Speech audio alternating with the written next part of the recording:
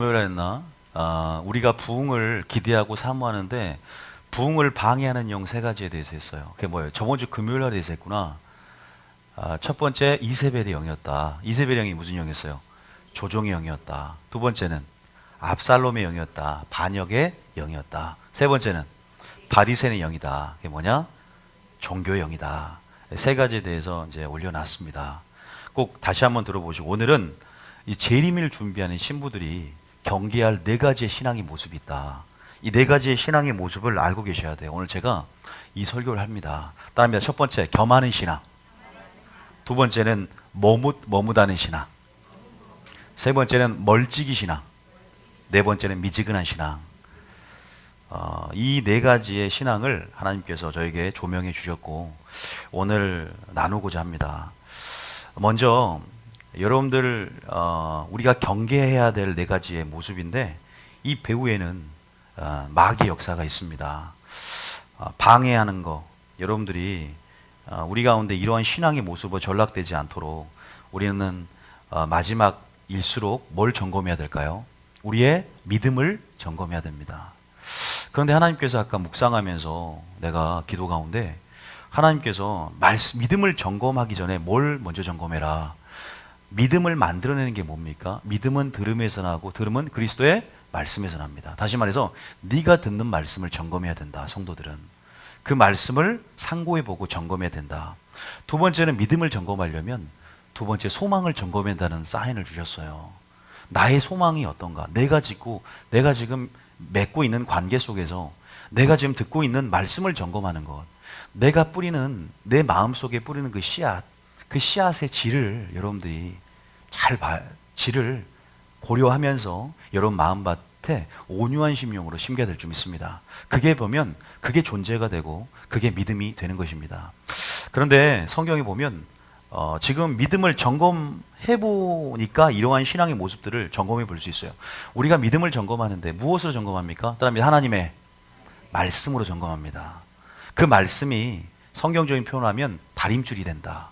이 수평과 수직을 우리가 건축할 때 다림줄이라고 그러잖아요.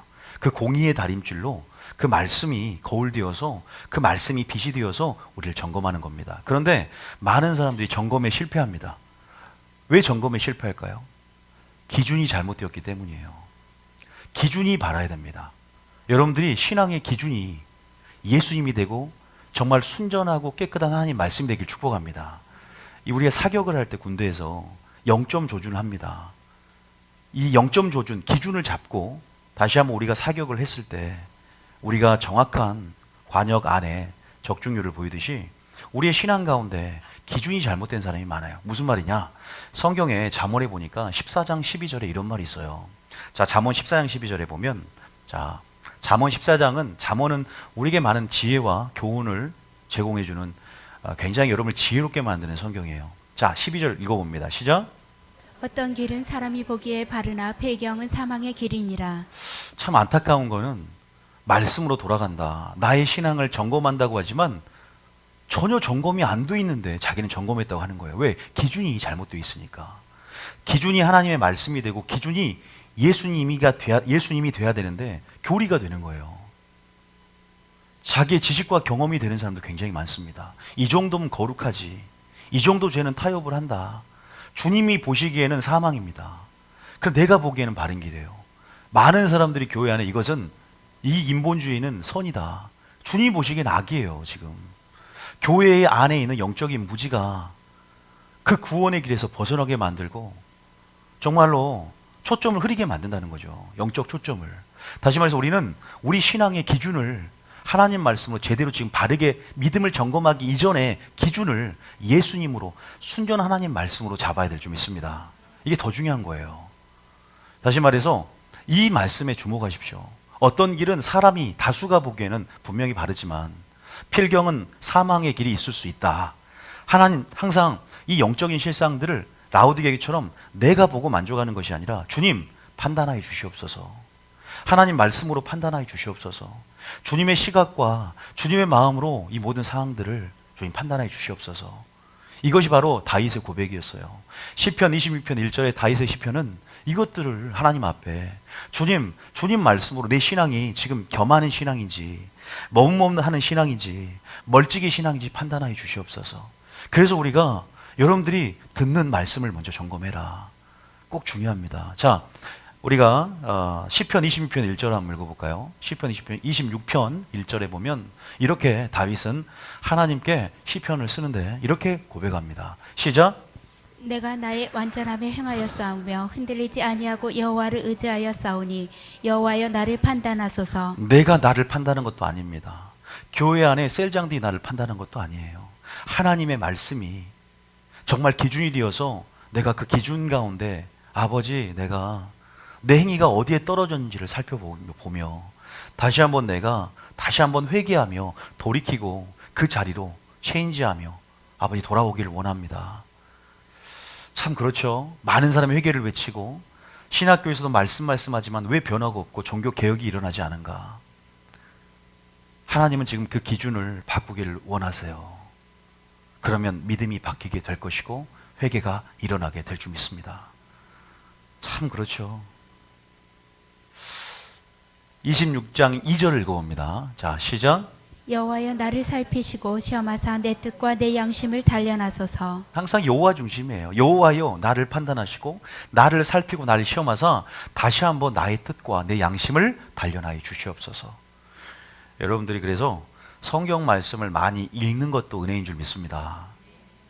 한 구절 딱 해놓고 자기 생각과 뜻과 교훈과 철학과 지식을 말하는 많은 목회자들이 있어요. 세상 교훈을 끄집어내서 예화를 들고 이해하기 쉽게 한다고 해서 그렇게 하는 설교가 과연 하나님 보시기에 맞는 설교가 생각을 해봐요. 충분히 말씀과 말씀에서 증거할 수 있는 부분들이 많고 성도들은 말씀을 듣기 위해서 왔지 목회자의 인생 교훈을 듣기 위해 온 것도 아니고 간증사역은 따로 간증사역을 할 수도 있어요. 참 그런 부분 안에서 우리 영이 성경에 기록되어 있잖아요. 우리 속사람은 무엇을 즐거워한다 나와요? 하나님의 법을 즐거워한다.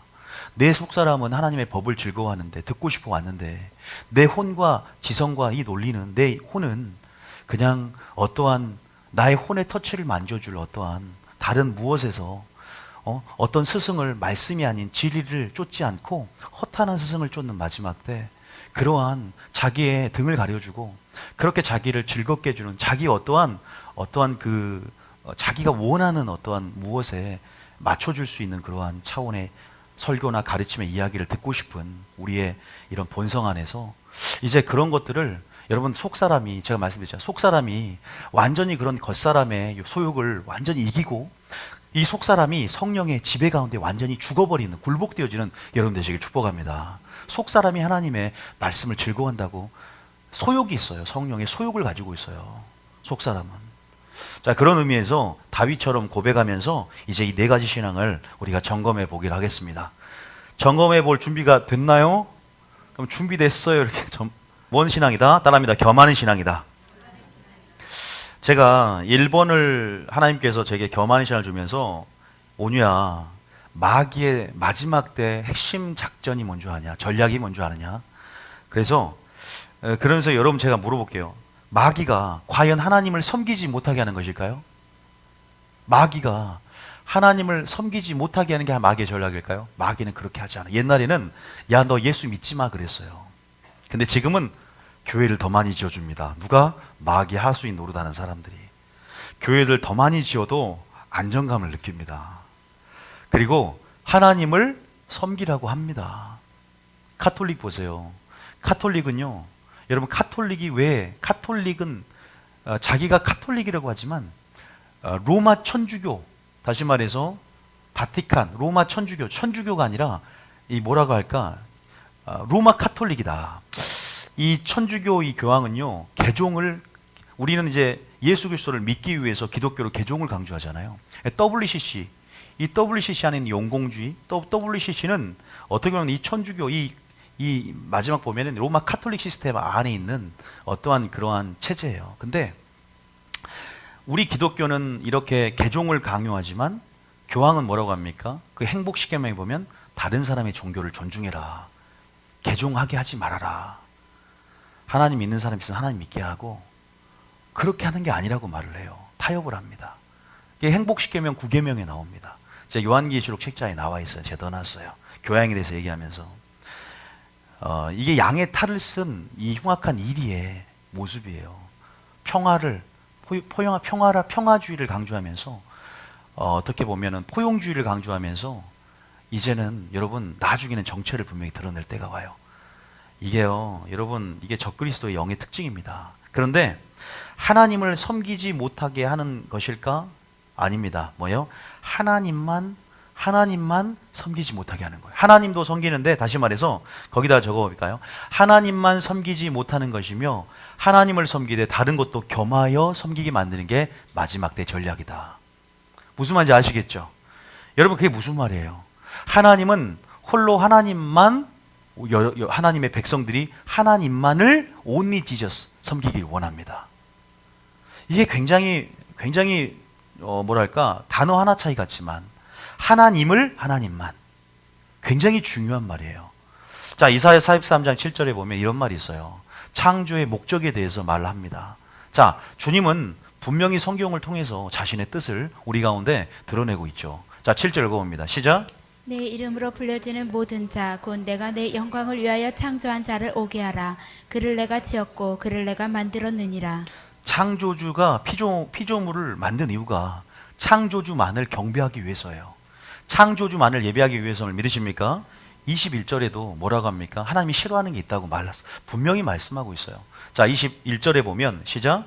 이 백성은 내가 나를 위하여 지었나니 나를 찬송하게 하려 함이니라. 주님을 찬송하는 게 아니에요. 주님만을 찬송하는 겁니다. 주님만을 찬송해요. 굉장히 세상 사람이 보기엔 독단적이고 독선적으로 보이지만 우리는 마땅히 다만 하나님을 경외할 수밖에 없는 이유가 뭡니까? 우리는 피조물이고 하나님은 하나님 되시기 때문입니다.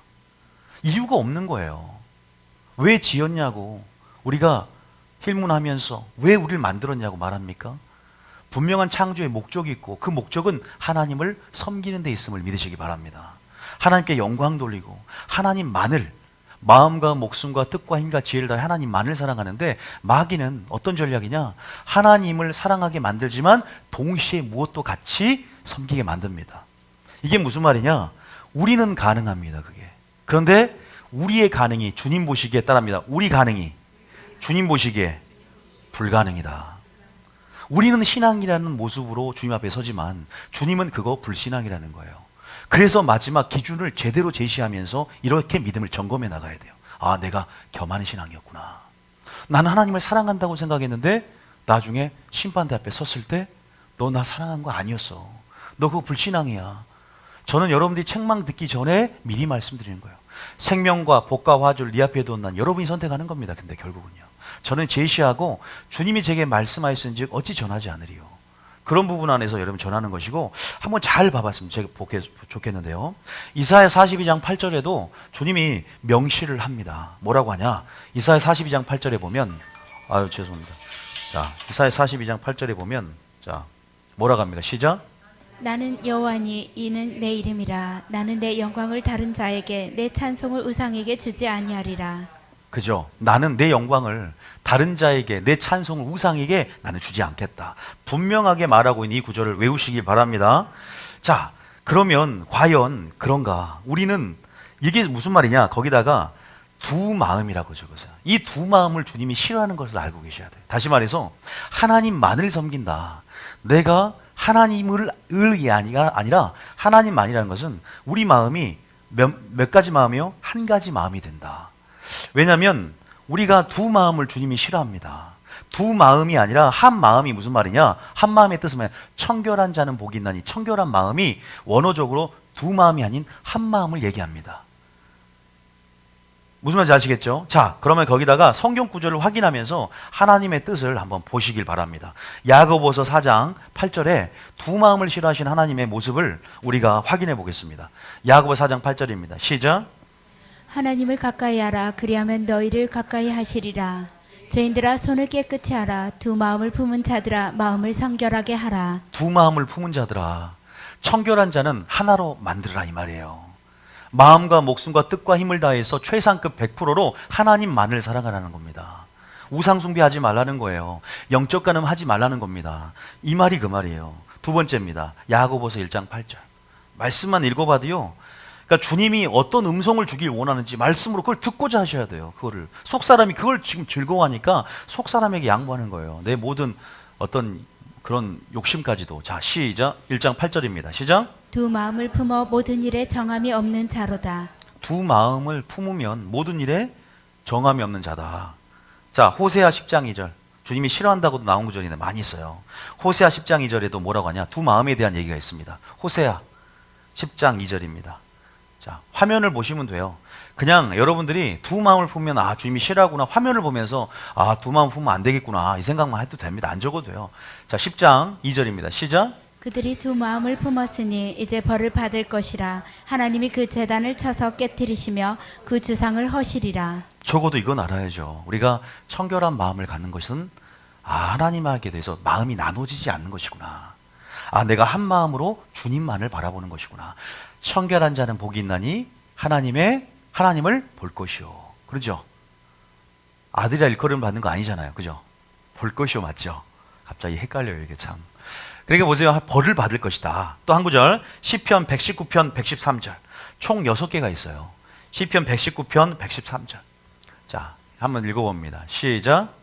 내가 두 마음을 품은 자들을 미워하고 주의 법을 사랑하나이다. 내가 두 마음을 품은 자들을 미워하고 주의 법을 사랑하이다. 물론 다윗도 하나님의 마음을 품었고 두 마음을 품은 자는 주님의 마음 안에서 보는 것이기 때문에 주님이 그런 자들을 미워한다 나옵니다.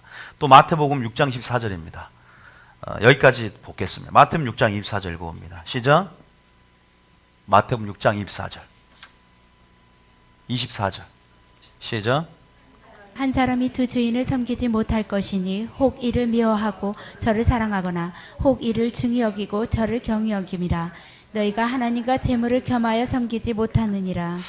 여기에서 말씀하는 건 뭐냐면 우리는 가능한다는 게 이게 문제인 거예요. 제가 서두에 말씀드렸잖아요. 기준이 이 정확한 심판의 기준을 이해를 해야 된다. 하나님이 다림줄의 공의와 정의의 기준을 이해해야 된다는 거예요. 저는 이 구절을 보고 깜짝 놀랐습니다. 그런데 목회자가 겁이 없는 건 맞아요. 목회자가 하나님을 섬기고 하나님 앞에 말씀을 전하면서 두렵고 떨림이 있지만 하나님도 섬기지만 동시에 많은 사람들이 여기에 걸립니다. 돈을 섬깁니다. 돈에 지배를 당하고 돈에 이끌려 갑니다. 이런 부분에 있어서 우리는 하나님 말씀으로 다시 한번 우리의 재정의 원칙과 하나님 말씀 안에서 우리의 어떤 마음들을 확인해 보며 점검하며 회개하며 다시 한번 새로운 마음으로 변화를 받고 거듭나야 될 줄 믿습니다. 한번 기준을 한번 생각해 보되. 근데 우리는 가능하지만 주님은 그건 우상숭배야. 겸하여 섬길 수가 없어. 그 불신앙이야. 자, 왜 그럴까? 왜 두 마음을 우리가 왜 두 마음이 불신앙이 되냐면 우리는 왜 한 마음이 주님 원하는 마음이면 두 마음이 우리 속에 존재할 수가 없어요. 그게 무슨 말일까? 아, 우리는 두 마음이 됐는데 하나님은 두 마음이 됐다는 것 자체가 뭐랄까? 우리는 두 마음이 돼서 이것도 사랑하고 이것도 사랑하지만 반드시 마음이 두 개로 나눠질 때는 하나를 중히 여기고 하나를 경히 여긴다. 하나를 사랑하고 하나를 미워한다. 신앙의 원리 안에서. 자, 그것들을 세 구절을 찾아볼 테니까 증거를 보여드릴 테니까 그게 무슨 말이냐? 아, 우리는 가능하지만 주님 보시기엔 분명히 불신앙이라는 것을 나타내는 구절입니다.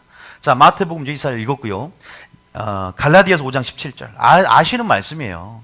갈라디아서 5장 17절 읽어봐요. 자, 우리는 이런 말이 있습니다. 속사람과 겉사람이 싸우듯이 우리 마음이 만약에 성령의 소욕을 쫓는다 그러면 여러분들이 성령의 소욕을 쫓아가면 육체의 소욕이 이루어져요? 안 이루어져요? 안 이루어집니다. 이걸 아셔야 돼요. 하나님을 사랑하면 세상을 사랑하는 마음이 들어요? 안 들어요? 안 들어옵니다. 자기는 가능하다고 생각을 해요. 나는 세상 한쪽 빠른 세상에 한쪽 빠른 교회에 자기가 가능한 거지 주님 보시기에는 이게 불신앙이라니까요. 성경에 지금 제가 여러 구절 읽는다는 것은 거듭 말하는 것은 중요하니까 그래요. 자, 17절입니다. 시작. 육체의 소욕은 성령을 거스리고 성령은 육체를 거스르나니 이 둘이 서로 대적함으로 너희가 원하는 것을 하지 못하게 하려 함이니라. 자, 물론 신앙이라는 것은 단계와 뭐가 있다? 분량이 있다. 처음부터 완전한 장성한 분량으로 거듭나거나 태어난 사람이 어디 있습니까? 우리가 육신에 속한 자, 어린아이의 신앙들을 그렇게 얘기를 해요. 그러면서 주님을 사랑하는 마음이 들어오면 들어올수록 점점 육체의 소욕들이 이제는 성령의 소욕을 쫓음을 통해서 벗어지는 거지 성령의 소욕을 없이 육체의 소욕만 벗어나갈 수는 없는 거예요. 주님의 사랑을 경외함을 통해서 악을 미워하는 것이지 성령의 소욕을 쫓음을 통해서 나가는 거지 주님 사랑하는 마음이 들어오지 않고서 빛이 들어오지 않고서 어둠이 나갈 수 없다는 겁니다. 어둠 자체에 주목하는 것이 아니라 방법은 사랑을 알면 알수록 우리는 점점 주님의 사랑과 주님의 마음으로 채워진다는 거예요. 이 여정들이 분명히 우리 가운데 존재합니다. 그런데 분명한 목표는 한 마음을 이루어가는 거예요. 믿습니까? 저도 두 마음이 나누는 영역들이 있겠죠. 그런데 이것들을 점검하는 것과 점검하지 않고 기만하는 것하고 틀린 거예요. 분명하게 주님은 이게 불신하게 말했고 우리는 이 문제를 가지고 씨름하며 주님 앞에 엎드려야 되는 거예요. 말씀으로 처리해 주시고 성령 안에서 주님 이기는 자로서의 생애를 살기 원합니다. 재림전 신부들이 이런 경계할 네 가지 모습 가운데 속하지 않기를 원합니다. 제가 이런 말을 하고 싶은 겁니다. 자, 7절, 10절 다시 읽어볼게요. 시작. 육체의 소욕은 성령을 거스리고 성령은 육체를 거스르나니 이 둘이 서로 대적함으로 너희가 원하는 것을 하지 못하게 하려 함이니라. 제가 쉽게 말하면 하나님 내가 성이 중독이 됐습니다. 야동이 중독됐고 성 중독이 됐습니다. 주님. 그런데 이 말이 무슨 말이냐? 그가 성령의 소욕을 쫓지 않았다는 거예요. 성령의 소욕을 쫓으면 육체의 소욕이 이루지 못합니다. 다시 말해서 육체에 중독된 것들을 너무 크게 보면서 이것들을 내 힘으로 뭔가를 하려고 하는 거예요. 빛이 임하면 어둠이 떠나듯이 다시 한번 더 큰 것에 중독이 되어야 되는 거예요. 은혜를 크게 보면서 주님을 크게 보면서 그러한 시간과 에너지와 비용을 들이면서 더 주님 앞에 나아가야 되는 그러한 소욕들을 이끌림들이 있어야 됩니다. 그러면 점점 내가 중독된 것들이 힘을 잃어가게 될 겁니다. 자, 봅시다.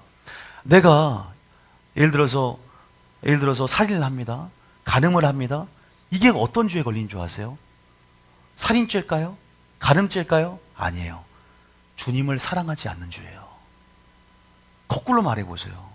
주님을 사랑한다는 건 간음하지 않는 겁니다. 주님을 사랑하는 것은 도둑질하지 않는 거예요. 뭐랄까 이해를 하셨는지 저는 하여튼 여러분들이 그런 부분 안에서 정말 우리가 다 이기는 방법이 있다. 그게 뭐냐? 주님의 사랑이고 주님을 바라보는 것이다. 주님으로 채우는 것이다. 주님으로 중독이 되는 것이다. 주님만을 갖는 한 마음이 되고자 주님만을 바라보는 것이다. 다른 마음이 들어올 틈이 없다는 거죠. 여러분, 그럼 우울증이 들어오겠습니까? 하나님 나라가 굳건히 섰는데 뭐가 들어오겠습니까? 어둠의 역사 들어오겠습니까? 한 마음, 한 가지를 구하는 원띵의 삶, 한 마음이 되시기를 축복합니다. 자, 그래서 17절 다시 한번 읽어볼게요. 시작. 육체의 소욕은 성령을 거스르고 성령은 육체를 거스르나니 이 둘이 서로 대적함으로 너희가 원하는 것을 하지 못하게 하려 함이니라. 우리 이쁜 중고등부와 청년부가 있어요. 이들이 옛날에는 세상에도 나가고 뭐 술도 먹을 수 있고 맥주도 한잔 하면서 그렇게 시간을 보냈다가 이 모이는 것에 익숙해지고 이렇게 나오는 자리에 되면 점점 우리 영이 주인이라는 것들을 인식하는데 우리 혼은 계속 육을 따라가자, 본능을 따라가자, 세상을 따라가자고 한단 말이에요. 육에게 지지 말고 영이 원하는 소욕을 쫓아서 영의 지배 안에 들어가는 거예요. 그러면서 계속 이렇게 모이고 나오면서 주님을 알아가고 사랑하면 점점 우리는 체질이 바뀌고 점점 성령의 소를 쫓아가면서 언제 내가 그렇게 세상을 사랑했디야? 내가 그런 세상을 왜 사랑했지? 바뀌게 되는 겁니다. 뭔가 하려고 하지 말고 그 사랑에 노출되십시오. 뭔가를 하려 하지 말고 그 임재와 영광 안에 들어오시기 바랍니다. 주님이 만져주실 겁니다. 믿습니까? 한 마음을 품는 거죠. 자, 여기 그런 말이에요. 또 요한일서 2장 15절 보면 그런 말들이, 그러니까 이게 어려운 말이 아니라 다 동일한 말 안에서 나오는 말들이잖아요. 다 같은 속성 안에서 야고보, 요한 다 같은 말들 하고 있는 거예요. 다른 저자들이 같은 원리 안에서 이런 말들을 다르게 표현하고 있잖아요. 우리도 이런 영적인 원리 안에서 내가 두 마음을 품었구나. 자, 2장 15절 읽어봅니다. 시작. 이 세상이나 세상에 있는 것들을 사랑하지 말라. 누구든지 세상을 사랑하면 아버지의 사랑이 그 안에 있지 아니하니. 우리의 가능한 것이 주님의 불가능이다. 우리는 가능하다고 하지만 주님 모시기 불신앙이 나니까 네가 세상을 사랑하면 틈이 없다. 아버지 사랑이 들어갈 수가 없다. 가장 중하게 여기는 것, 가장 사랑하는 것, 그것이 하나님이 되시길 축복합니다. 재물이 아니라. 이해되시죠? 야고보서 4장 4절까지만 읽을게요. 너무 또 많이 찾으면 헷갈리니까. 야고보 4장 4절. 여러분들이 제가 이 설교를 듣는 법을 알려드리면 이 구절들만 적어서 구절들만 집에서 또 읽으세요. 다른 거 안 봐도 돼요. 구절들만 읽으라 이 말이야. 성경 구절만 찾아서 읽어요. 그러면요, 이것들이 익숙해지면 또 그 구절에서 또 흐름이 나와요. 분명히 제 설교 듣는 법을 알려드렸습니다. 야고보 4장 4절 읽습니다. 시작. 가늠한 여인들아, 세상과 벗된 것이 하나님과 원수됨을 알지 못하느냐. 그런즉 누구든지 세상과 벗되고자 하는 자는 스스로 하나님과 원수되는 것이니라. 스스로 하나님과 원수되는 꼴이라는 거예요. 세상과 친구되고자 하는 자들은 나는 그렇게 안 돼도 두 마음을 품고 싶어도 주님 보시기에 네가 스스로 하나님과 뭐가 된다? 원수가 된답니다. 자, 1번을 맞췄는데 정리해 봅니다. 마귀의 핵심 전략을 분명히 기억하십시오. 하나님이 원하는 마음은 거룩한 산을 오르는 청결한 마음을 품은 자입니다. 그 마음은 한 가지 마음입니다. 두 가지 마음 우리 입장에서 가능하지만 하나님은 정말로 우리 안에 온전한 한 마음을 성령의 능력 아래서 하나님의 사랑을 더 크게 보고 은혜를 사모하며 그렇게 우리 마음을 채워갈 때 여러분 안에 있는 그러한 할 수 없을 것 같은 것들이 여러분 하게 되어지는, 그리고 가장 중하게 가장 가치 있게 여기는 것들이 하나님이 된다면 하나님이 여러분의 마음의 소욕을 붙잡게 되고 영의 소욕을 쫓아가는 여러분이 될 줄 믿습니다. 아시겠죠? 그래서 기준을 정확하게 여러분 안에 세워야 된다. 믿음을 점검할 때. 이번에는 뭐의 불분명입니까? 소속 확인의 불분명이에요. 이게 무슨 말이냐? 겸하면 네 소속이 누구냐 이 말이에요. 내가 너를 뭐한다? 심판대 앞에서 도무지 알지 못한다. 너 어디서 왔어? 주여, 내가 주님을 가르치고 주님 내가 이런 상황 속에서 우리 소속의 확인이 불분명해진다. 심판대 앞에서. 여러분들이 왜냐하면 세상을 사랑했고 세상과 친구된 그런 부분 안에서 우리는 하나님을 사랑한다고 하지만 이게 뭐냐면 영적인 오해가, 이렇게 신앙생활하면 가장 열심히 하고도 주님 앞에 억울한 신앙자가 될 수 있다는 거예요. 우리 소속이 교회가 아니라 오직 하나님께 소속이 되고 우리가 말씀에 소속이 되는 여러분 되시길 축복합니다. 소속을 마지막 심판 때는 물어본단 말이에요. 심판대에서 뭘 물어본다? 여러분 소속, 영적 소속, 교회 소속이 아니라 주님 저 뉴비전 교회 소속인데요. 다 구원받는 거 아니고 우리 아버지가 목사인데요. 구원받는 거 아니에요. 뭐라고요? 예수님 몸된 지체로서의 소속. 예수님의 피를 수혈받고 그 피로 이어지는 자, 생명을 가진 자의 소속. 아셨죠? 예수님이 머리로서 우리는 유기적으로 이렇게 한 생명 아래서 피로서 이렇게 어떻게 해요? 그 역할들을 감당하는 지체로서의 소속. 이 소속을 꼭 확인하시길 축복합니다. 예수 생명이 교회 안에 있어야 되고 여러분은 예수님의 살과 피가 있어야 될 줄 믿습니다. 그래서 여러분들이 억울한 신앙자가 되진 않은데 거기다가 마태복음 7장 22절만 적어볼게요. 아니 누가복음 13장을 적읍시다. 똑같은 말이니까. 주여 주여 하는 자마다 그 말이 아니라 누가복음 13장에 보면 뭐라고 합니까? 자 25절에 26절에 이 말씀을 한번 읽어볼게요. 누가복음 13장 25절에 보면 이렇게 말하고 있어요. 자 시작. 집주인이 일어나 문을 한 번 닫은 후에 너희가 밖에 서서 문을 두드리며 주여 열어주소서 하면 그가 대답하여 이르되 나는 너희가 어디에서 온 자인지 알지 못하느라 하리니. 주님이 소속을 물어봐요. 너 어디 소속이야? 나 몰라요 주님. 그 다음 절 봐보세요. 항변을 합니다. 주님 앞에. 시작. 그때 너희가 말하되 우리는 주 앞에서 먹고 마셨으며 주는 또한 우리를 길거리에서 가르치셨나이다 하나. 주님 우리가 오늘 샌드위치하고 묵 비빔밥 먹었잖아요 주님. 점심에 오늘 맛있게 먹었습니다. 자 그런데 먹고 마셨다는 것은 주님과 교제했다는 거예요. 교제했다. 식탁 교제했다. 그리고 우리는 가르쳤다는 거예요. 근데 주님이 뭐라고 하냐? 너무 억울해요. 너무 억울해. 뭘 겸했는지. 너가 섬기는 자의 종이다. 너 무엇을 섬겼냐? 세상이냐? 돈이냐? 재물이냐? 무엇을 섬겼느냐? 너가 섬긴 자의 종이다. 진자는 이긴 자의 종이고 네가 어떤 것을 섬기는 자에서 그의 종 아니냐. 그러면서 27절에 뭐라고 해요? 나는 주님을 가르쳤는데. 시작. 그가 너희에게 말하여 이르되 나는 너희가 어디서 왔는지 알지 못하노라. 행악하는 모든 자들아 나를 떠나가라 하리라. 어디에서 왔는지 알지 못하겠다. 여러분 그래서 1번과 2번 이것들을 잘 점검해 가면서 겸하는 신앙이 아니라 청결한 마음으로 주님 앞에 한 마음을 품는 여러분 되시길 축복합니다. 자 2번입니다.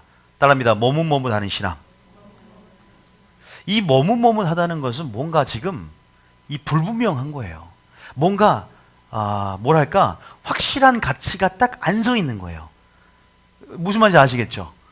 이 겸하는 신앙이라는 것은 영적 무지의 소산이고 결과물일 수 있어요. 영적 무지하니까 이걸 잘 모를 수 있어요. 그런데 머뭇머뭇한 신앙은요, 확실하게 주님이 가치가 있지 않아요. 그러니까 확실한 주님이 나의 사랑이고 나의 가치라는 인식이 확실히 서면요, 뭘로 반응하냐면 거기에 즉시라고 반응합니다. 따라합니다. 머뭇하지 말고 즉시 순종하고 즉시 사랑하고 즉시 결단해야 됩니다. 즉시가 뭐냐? 하나님을 사랑하는 정도를 나타낸다. 여러분들 알다시피 여러분 아브라함에게 뭘 바치라? 이삭을 바치라. 첫 번째 이삭을 적어놔 보세요. 이삭은 뭘 상징하냐? 내가 가장 소중히 여기는 무엇이에요? 여러분이 소중히 여기는 무엇이 가치가 큽니까? 예수님이 가치가 큽니까? 예수님이 가치가 크길 축복합니다. 하나님 나라의 가치가 크길 축복합니다. 먼저 그의 나라와 의를 구하는 것은 내가 그 가치가 크다는 걸 알고 그 가치에 반응하는 거예요. 행복은 참된 가치고 우리는 가치를 따라 움직이고 우리는 가치를 따라 투자를 합니다. 하늘이 가치가 있으면 하늘에 투자를 하고 땅이 가치 있으면 땅에 투자를 합니다. 목회자가 어떤 가치를 제시하고 어떤 기준을 말하느냐, 우리는 하늘을 봐야 됩니다. 우린 천성을 향해서 나아가야 됩니다. 여러분, 예수님이 최고의 가치임을 고백하실 축복합니다. 그러면 머뭇머뭇하지 않아요. 이 마지막 때, 제가 지금 특별하게 오늘 명제를 재림을 준비하는 신부라 그랬어요. 환난을 이겨야 될 이 신부들이 경계해야 될, 지금 점검해야 될 모습 가운데 머뭇머뭇 신앙이 너무나 많습니다. 즉시라는 것은 이삭을 바칠 때 여러분 고민합니까? 주님, 제가 일주일 동안 작전기도 한번 하겠습니다. 주님이 정확하게 아브라함을 시험하실세 그래요. 시험하실세 이삭을 바치라. 그런데 일찍 일어나. 그것도 몇 시에 일어났을까요? 새벽 4시 반 정도 되겠죠.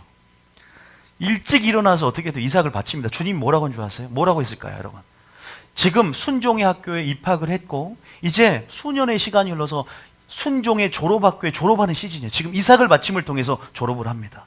뭐라고 하냐? 어떠한 주님이 상장과 함께 어떠한 말을 해줍니까? 이제야 네가 나를 경외하는 줄 알았노라. 그 믿음에 뭐랄까요? 이거는 그런 어떤 칭찬. 이제는 확실하다 네가. 이제는 네가 이 말의 고백이 끝난과 동시에 아브라함에게 했던 그 언약에 그것들이 다시 한번 갱신해 주면서 다시 한번 주님이 확인시켜 줍니다. 맹세하여 그 언약을 내가 이루어 주겠다. 여러분, 이런 축복이 여러분의 축복이 되길 원합니다. 즉시 머뭇머뭇하지 않고 마귀가 틈탈 시간을 주지 않는 거예요. 사랑하니까 즉시 반응하는 것이고 해가 지기까지 분노하지 않는 것은 결국 이런 모든 생각의 영역 안에 마귀가 그러한 생각에 틈을 주지 않을 정도로 즉시 순종하고 즉시 행하는 믿음. 머뭇머뭇하지 않는 것입니다. 왜냐하면 가치가 확실하니까, 내 중심이 확실하니까, 확실히 주님만을 사랑하니까. 그러려면 어떻게 해야 되냐? 여러분 어떻게 해야 돼요? 하나님 아는 것을 준비하고 있어야 돼요. 평소에 하나님이 최고의 가치가 되시길 축복합니다. 첫 번째 예를 뭘로 들어서 이삭을 들었습니다. 두 번째는 팥죽 얘기를 한번 들어보겠습니다. 여러분, 팥죽이 가치가 큽니까? 배고플 때요. 배고플 때는 하나님보다 밥이 먼저 보여요. 기도도 안 하고 먹잖아. 기도도 안 하고 먹어. 내가 그러더라.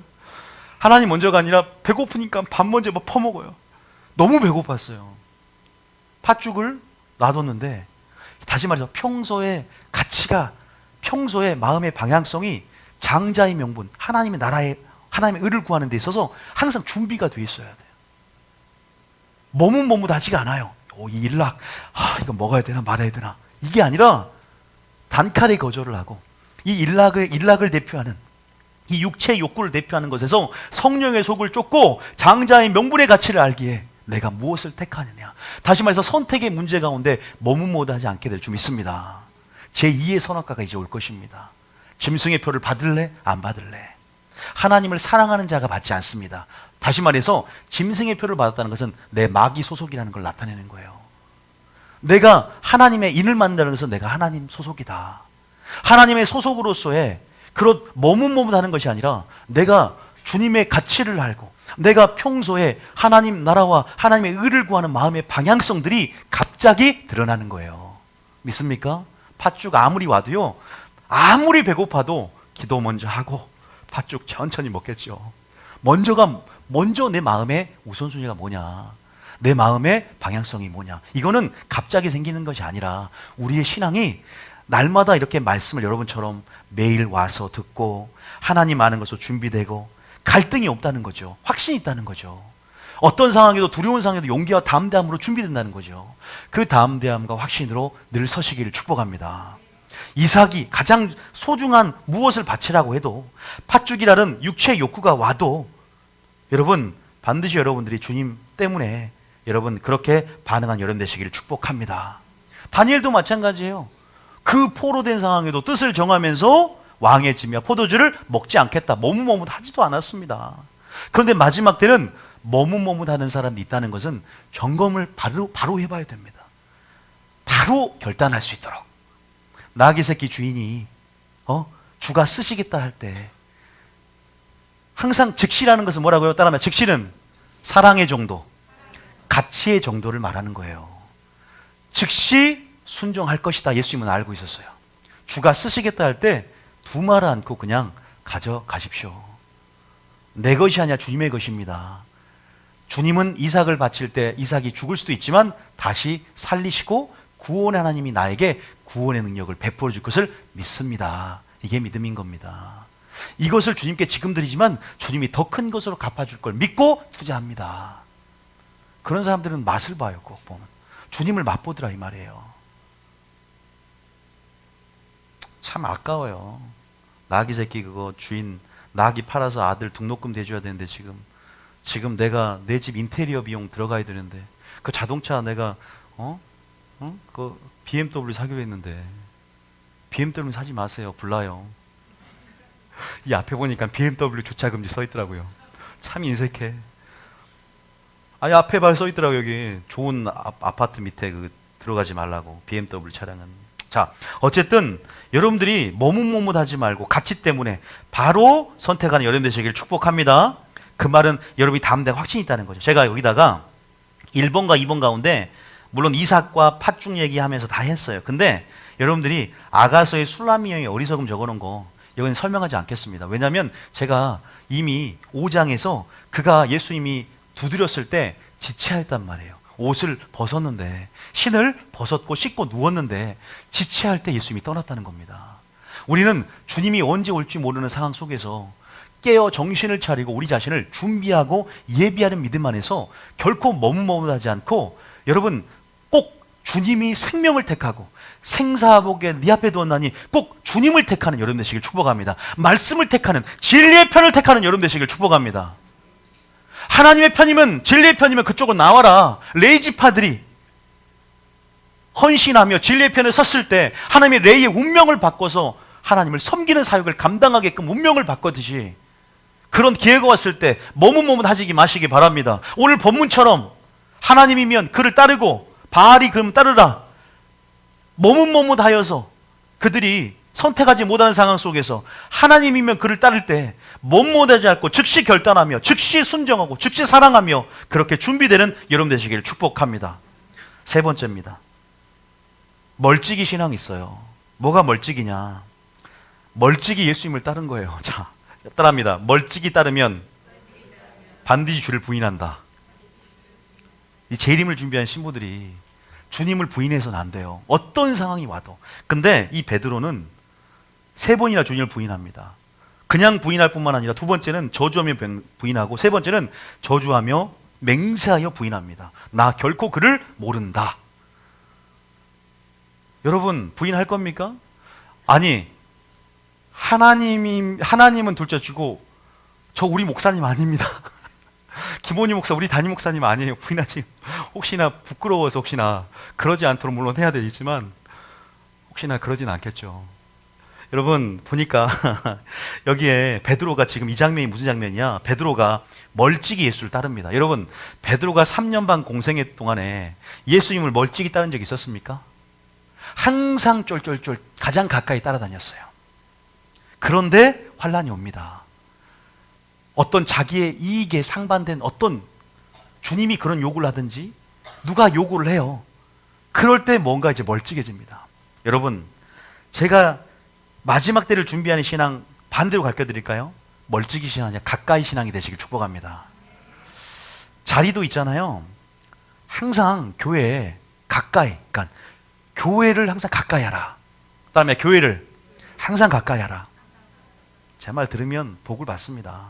제 말이 아니니까. 말씀을 항상 가까이 하라. 믿음 좋은 사람을 가까이 하라. 기도를 가까이 하라. 그럼 하나님이 가까이 옵니다. 교회 안에서도 가까이 오는 사람 복을 받아요. 멀리 간 사람 말고. 저 자리, 멀리 자리 말고 목회자의 침을 받을 수 있는 자리. 가장 가까이에 이렇게 오는 사람들, 그런 앞자리. 그런데 꼭 그런 건 아니지만 셀장이 되고 여러 가지 보면 꼭 보면은 사람들이 교회를 나간 사람 보면 제일 앞자리에서 차근 뒤로 갔다가 오늘 사라져 있어요. 어느 순간 보면 없어지더라 이 말이에요. 참 이게 원래 뒷자리 앉는 사람은 원래 성향이 그래서 뒷자리 앉지만 앞자리만 앉다가 어느 순간 뭔가 캥겨서 마치 여호수아가 산 중턱에 오르고 모세가 담대함으로 산 꼭대기에 오르고 아무도 오를 수 없었던 그 위치가 있었듯이 교회도 원래 앉은 사람 말고 앞자리에 앉던 사람이 어느덧 앞자리 포기하면 나 의심합니다. 중간에 가요. 이제 바로 뒷자리는 안 가. 중간에 갔다가 이제 어느 순간 가장 뒷자리로 가요. 근데 여지 없더라고요. 내가 그거는 말할 게 더 있는데 참 그런 거 보면 가까이의 비밀이 뭔가. 예수님도 말해요. 가까이 와라 그래요. 내게 와라. 마태복음 11장 28절에 내게 와서 내게 배우라 말합니다. 그리고 주님이 지성소도 마찬가지야. 성막 뜰에만 있지 말고 성소로, 지성소로 나오라 그래요.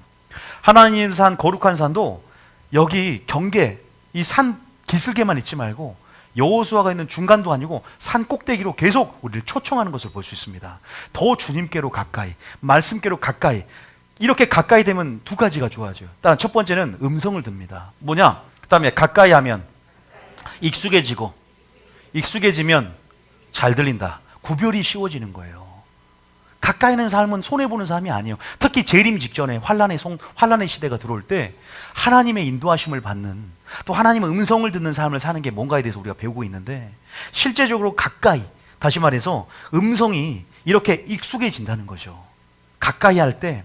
그래서 마귀의 음성인지 하나님의 음성인지 날마다 말씀과 기도로 주님을 가까이 하기 때문에 그 임재 안에 거하니까 이 마귀가 주는 음성들을 분별하여서 어떻게 돼요? 하나님이 원하시는 그 길들을 쫓아 타인의 음성을 듣지 않고 그 양이 목자를 따라간다 이 말입니다.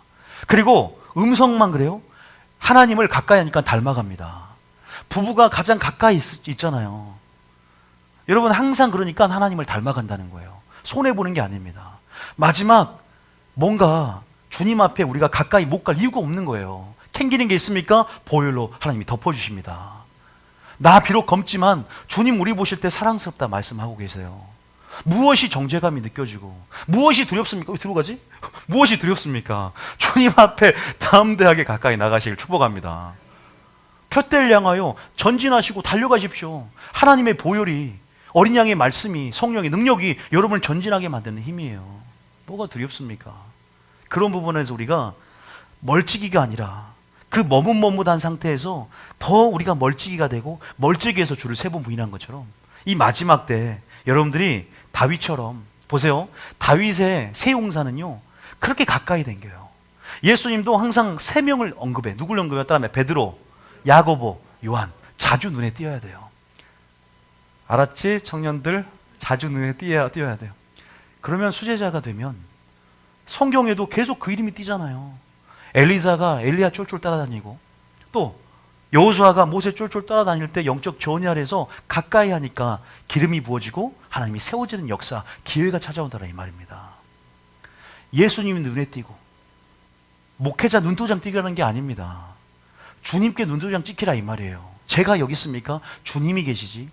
어디 무소부재하시고 어디서나 편지하시지만 또 하나님께서 어떤 부분 가운데 나아오는 것이 믿음이라는 거예요. 나아왔을 때, 모일 때에 기름 부음이 역사가 있고, 그럴 때 하나님 음성을 듣는, 왜? 대가를 집어 나았기 때문에 하나님이 때를 따라 양식을 은혜 보좌 가운데 주시더라 이 말입니다. 여러분도 그냥 뭐 시간이 많아서 남아서 온 거 아니에요. 멀리서 그냥 온 거 아닙니다. 하나님께서 그러한 이런 가까이 하는 신앙, 모이는 신앙, 하나님께서 기뻐하신 줄 믿으시기 바랍니다. 그러나 우리가 이 멀찍이가 우리 존재할 수 없는 말이에요. 보혈이 있는데 뭐가 무서워요? 가까이 나아가느니라, 담대한 확신을 가지고 지성소로 나아가느니라. 뭐가 정죄감, 두려움이 멀찍이를 만들지, 주님의 보혈은 우리를 더 가깝게 만들고 더 나아간다는 사실을 기억하면서 좋은 영적인 습관을 기르는 여러분 되시길 축복합니다. 네 번째입니다. 어떤 신앙이에요? 미지근한 신앙입니다. 이게 어떻게 보면 마무리될 수 있는데, 이것은 성경을 한번 읽어보겠습니다. 어디 있냐? 계시록 3장. 계시록 3장이죠. 2장. 오늘부터 여러분 뭘 읽기 시작하냐? 계시록을 읽기 시작하십시오. 다음 주 이제 여러분들이 계시록을 읽어오셔야 돼요. 자, 제가 장을 올려드릴 테니까, 자, 2장부터가 아니라 몇 절이냐? 지금 몇 장이 있냐? 3장 14절부터 지금 22절까지 한번 전부 다 읽겠습니다. 이제 마무리를 할 텐데요. 오늘 말씀을 14절부터 한번, 왜냐? 7교회 중에 라오디게아 교회가 칭찬이 전혀 없는 마지막 미지근한 교회, 현재 시대의 교회의 영적 실상들을 대표하는 그런 교회거든요. 자, 14절부터 한번 쭉 읽어보겠습니다. 시작. 라오디게아 교회의 사자에게 편지하라. 아멘이시오, 충성되고 참된 증인이시오, 하나님의 창조의 근본이신 이가 이르시되, 내가 내 행위를 아노니 내가 차지도 아니하고 뜨겁지도 아니하다. 내가 차든지 뜨겁든지 하기를 원하노라. 내가 이같이 미지근하여 뜨겁지도 아니하고 차지도 아니하니 내 입에서 너를 토하여 버리리라. 여기까지 읽었는데 참 충격적인 내용을, 저는 제가 책 구원론 책을 썼는데 이 7교회 주시는 편지를 보면서 제가 거기도 적었지만, 성령이 불신자에게 하는 편지입니까? 교회에게 하는 편지입니까? 여러분, 이거는 무슨 말을 한 줄, 이게 어떤 의미를 나타내는 줄 아십니까? 우리의 신앙을 점검하라 이 말이에요. 각 교회마다, 성도마다 주님이 그런 음성을 주세요. 야, 너 지금 점검할 때야.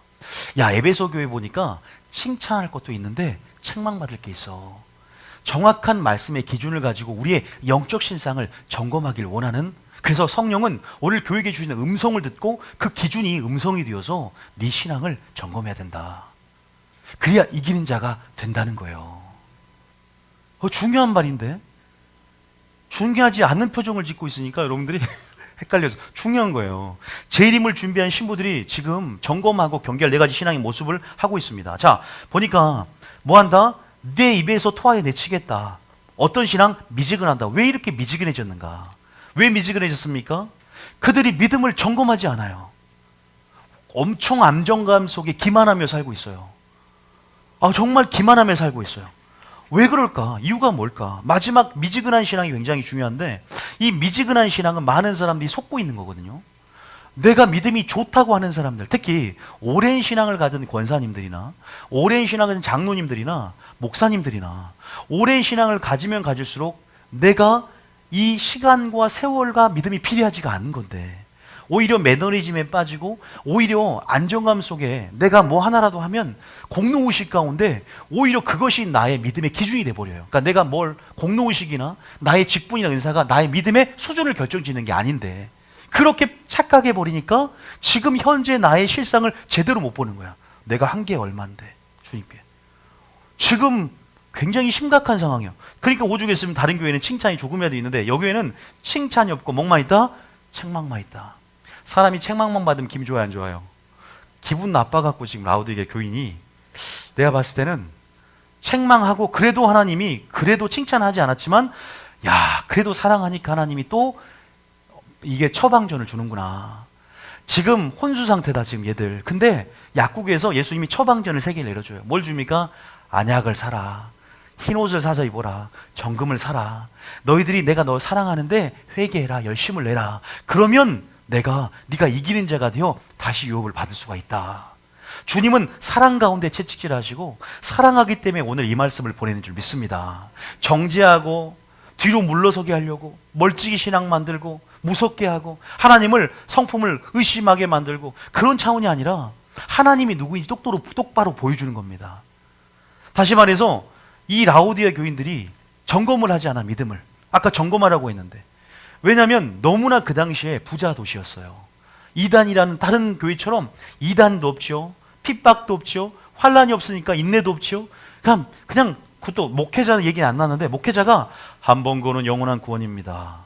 여러분 작은 상처를 심상히 여기며 작은 상처를 보면서도 이제는 이 작은 상처가 암이 되는데 이 상처를 보고 야 이거 괜찮을 거다. 평강하다 하는 거예요. 그냥 뭐 입에 뭐 물려주니까 돈 채워주고 타협을 하는 겁니다. 그러니까 성도들이 영향을 받아 소경이 되는 거예요. 영적인 소경이 되니까 영적인 실상을 보지 못하는 겁니다. 지금 버림받게 생겼고 지금 낭떠러지 떨어질 위기에 있는데 이들의 심령은 가난하지도 않습니다. 이들의 심령은 상하고 토기하지도 않습니다. 이들의 심령은 빚진 자의 심령도 아니에요. 결코 그 심령이 이렇게 반응할 수가 없습니다. 무엇의 문제인가 저는 말씀드려요.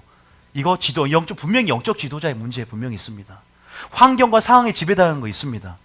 그래서 뭐라고 고백하냐? 나는 부자라 얘기를 해요. 나는 부자라.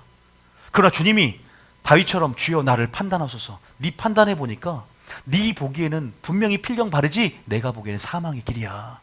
요걸 들어야 되는데 요걸 듣고 찔림이 오면 사는데 어떻게 돼요? 못 듣는 거예요. 성령이 교회 하신 음성을 못 듣는 겁니다. 점검하려 들질 않아요. 자, 그런 의미에서 주님의 사랑을 좀 확인하면서 좀 쭉 읽어볼게요. 17절에 시작. 내가 말하기를 나는 부자라 부여하여 부족한 것이 없다 하나 내 공고한 것과 가난한 것과 가련한 것과 눈먼 것과 벌거벗은 것을 알지 못하는도다. 알지 못한다. 영적 실상을 알지 못한다. 주님이 그래도 우리를 사랑하니까 18절에 시작. 내가 너를 권하노니 내게서 불로 연단한 금을 사서 부여하게 하고 흰옷을 사서 입어 벌거벗은 수치를 보이지 않게 하고 안약을 사서 눈에 발라 보게 하라. 야, 이것을 처방전을 냈다는 것은 이 세 가지가 기독교의 핵심이고 이 세 가지가 말세 성도들이 준비할 세 가지인데 이게 없다니 참 이들은 본질이 없는 상태예요. 이들은 교회도 아닙니다. 종교입니다. 이게 세 가지가 없다는 것이 지금 안약이 뭔지를 안 알려줘 드렸지만 자 그러면서 주님이 어쨌든 이게 없으니까 19절에 뭐하라 회개하라 시작. 물은 내가 사랑하는 자를 책망하여 징계하노니 그러므로 내가 열심을 내라 회개하라. 우리는 지금 이 라오디가 교회 안에 겸하는 신앙이 있고 이 라오디가 교회 안에 머뭇머뭇하는 신앙이 있고 이 교회 안에 멀찍이 신앙이 있다는 걸 우리는 확인할 수가 있습니다. 말하지 않아도 이 모든 것들이 연결되어 있습니다. 그래서 이들은 미지근해질 수밖에 없는 거예요. 여러분 그러지만 참 봅시다. 20절이 왜 중요하냐? 자 20절 읽는데 신중하게 읽으세요. 시작. 볼지어다 내가 문 밖에 서서 두드리노니 누구든지 내 음성을 듣고 문을 열면 내가 그에게로 들어가 그와 더불어 먹고 그는 나와 더불어 먹으리라. 자 20절을 보면 자 우리가 이 구절을 놓고 한 구절만 더 볼까요? 비교를 해보세요. 자 고린도서 13장 5절입니다. 자 이 구절을 놓고 비교를 하는 거예요. 자 고린도 13장 5절 13장 5절 이것만 하고 마치겠습니다. 13장 5절 자 시작. 너희 믿음 하나 있는가 너희 자신을 시험하고 너희 자신을 확증하라. 예수 그리스도께서 너희 안에 계시는 줄 너희가 스스로 알지 못하느냐. 그렇지 않으면 너희는 버림받은 자니라. 여기에서 믿음을 점검하는 데 있어서 뭐라고 말합니까? 그리스도가 너희 안에 계시는 것을 스스로 알지 못하냐 그래요. 그런데 라오디게아 교회의 사람들은 예수님 마음 속에 있어요? 마음 밖에 있어요? 밖에 있는 거예요. 상황이 안 좋습니다. 그러나 주님은 다시 한번 회복할 수 있는 그러한 처방전 그리고 그러한 영적인 생명의 길들을 제시하면서 우리 보고 뭐라 그래요? 회개하라고 말하면서 마음을 열고 다시 한번 너희 속에 그리스도가 영원히 살 수 있는 그러한 마음으로 묵은 땅을 기경하고 준비하라는 거예요. 다시 말해서 겸하는 신앙이 아니라 한 마음을 품고 너희가 머뭇머뭇 신앙이 아니라 그 사랑의 가치를 깨닫고 너희가 그 사랑을 사랑하기 때문에 하나님 아는 것을 준비하면서 말씀의 씨앗을 뿌리면서 그렇게 주님을 바로 선택할 수 있는 마음을 갖고 멀찍이 신앙이 아니라 정말 이렇게 주 앞에 한 영이 되는 주님이 네 안에서 영원히 살 수 있게끔 마음을 열고 준비해야 된다. 그래서 뭐라고 합니까? 너희 안에 계신 줄을 스스로 알지 못하니 그럼 너희가 버림받은 자다. 뭐예요? 버림받은 자가 뭔 뜻인지 아세요? 아도키모스란 뜻이에요. 버려진 불량주아란 뜻이에요. 똑같은 용례가 어디 나오냐? 내가 내 몸을 쳐서 복종케 하면 내가 전도한 후에 버림받을까 두려움이로다. 이 말하고 용례가 똑같아요. 아도키모스. 구원받은 사람도 버림받을 수 있다는 걸 예표하는 두 구절 중에 한 구절입니다. 믿음 점검하면서. 그런데 여기서 점검법을 대입해서 라오디게를 보니까 예수님이 문 밖에 서서 문을 두드려요. 기회가 있다는 거예요. 아직 살아있으니까. 문을 여시기를 축복합니다. 문을 열고 예수님이라는 말씀의 씨앗을 뿌리시길 축복합니다.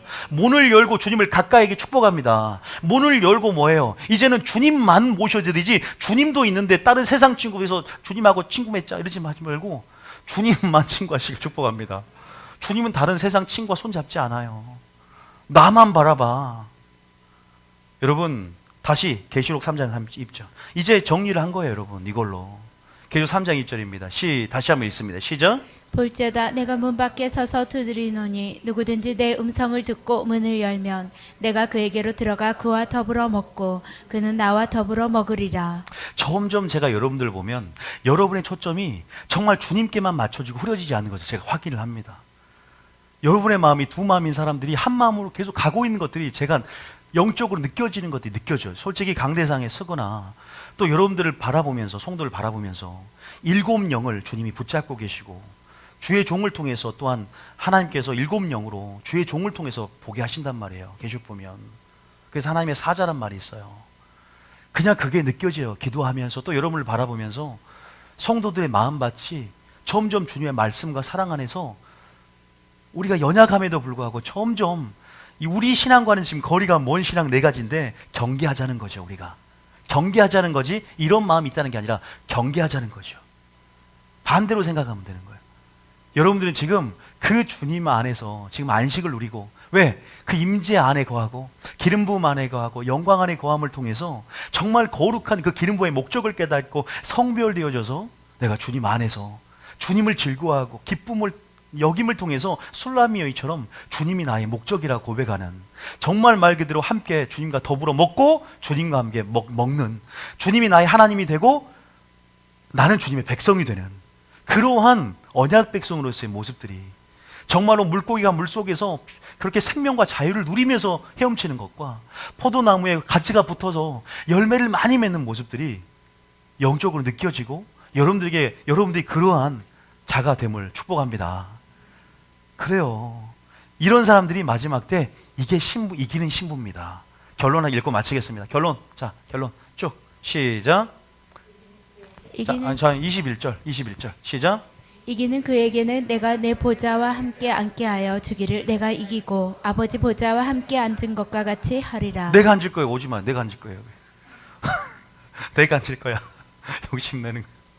뭐요? 예수님이 하나님의 보좌에 앉았듯이 너도 아버지 보좌에 함께 앉은 것처럼 내 보좌에 앉게 해주겠다. 여러분, 뭔가 보좌와 반열이 있어요. 뭔가 침노에 들어갈수록 더 어떤 반열, 높은 반열이 올라갑니다. 그게 해의 영광이에요.